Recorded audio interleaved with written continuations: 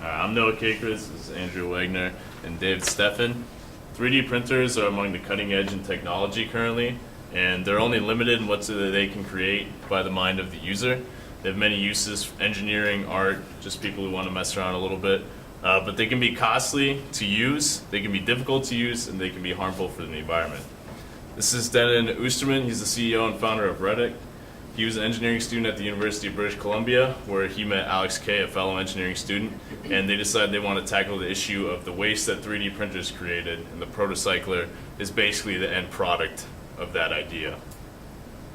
The difference of the Protocycler compared to traditional 3D printers is that it can reuse plastic from other prototypes that you previously have made that maybe are just sitting around on your desk, or you can even put in like plastic bottles and things to grind down and make new filament.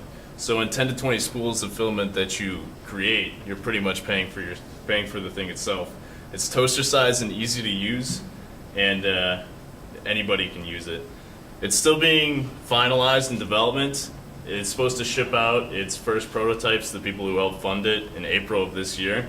They've had over 1,000 hours of testing so far, which began back in 2012.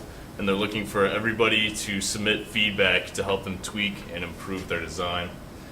Basically how it works is it has grinders in it that you just put the plastic into, and it grinds them down into little bits like that, and then from then on it's melted. They use an algorithm to melt it down to a consistent length of rope, and then it spools all up for you and cools down, and it's ready to use whenever you want to use it again. The types of plastics used for the Protocycler are actually pretty versatile. The standard 3D printer uses what we call PLA or ABS plastics. It's just your standard hard or soft plastics to make your specific materials.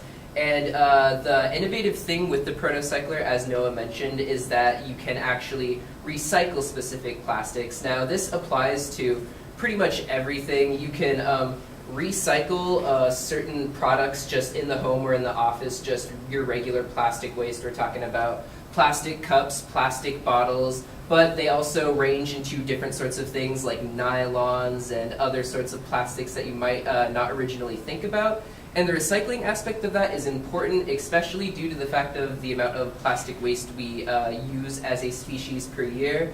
Annually, we produce enough plastic waste to wrap 4 times around the globe, and the average American produces around 185 pounds of plastic waste just by themselves per year.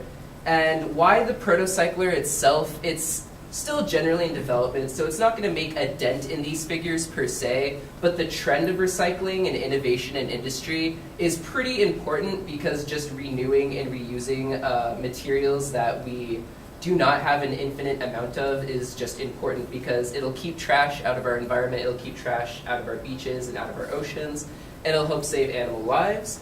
The innovation aspect of this is important because Reditech, the company behind this, of the Protocycler, are trying to do bigger projects such as the Big Cycler, which would have a more industrial aspect instead of an office or home aspect, and produce bigger items with a lot more plastic being recycled.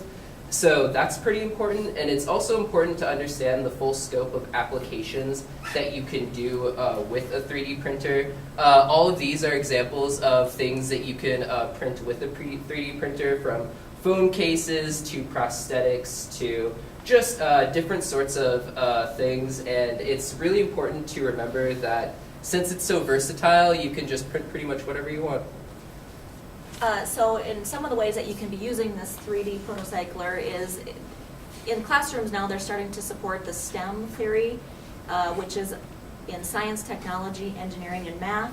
They're wanting to get the kids focused on those 4 things in the classrooms, which is real life technology getting out there instead of that. They've also said, now it's called STEAM, and so they've added art within that, where they can use that Protocycler to make different things. For instance, with your engineering students, they can be making bridges and learning how to make them, grind it up, and start over again because of that recycling function. The other thing that is really good with it is the DIY part of it, where you can have your kids at home. They love to be doing stuff like that. You can be making wind turbines. They can be learning all about the environment that way as well. So they're getting the aspect of learning about the environment, through a wind turbine, but yet being able to recycle all of the plastic that is used within that protocycler. The newest thing out there is the runway. It's starting to, the protocycler, the 3D element out of it is starting to be used in wearables. And so in 2015 in the electric runway show that was held, that wearables was the biggest thing that was out there. The CEO of the Protocycler, the Reditech one, has been using cufflinks. This is the gentleman by the name of Daniel Christian Tang. He is actually making them out of molten silver and molten gold. And so a piece like this doesn't even look like it's been made out of a 3D printer.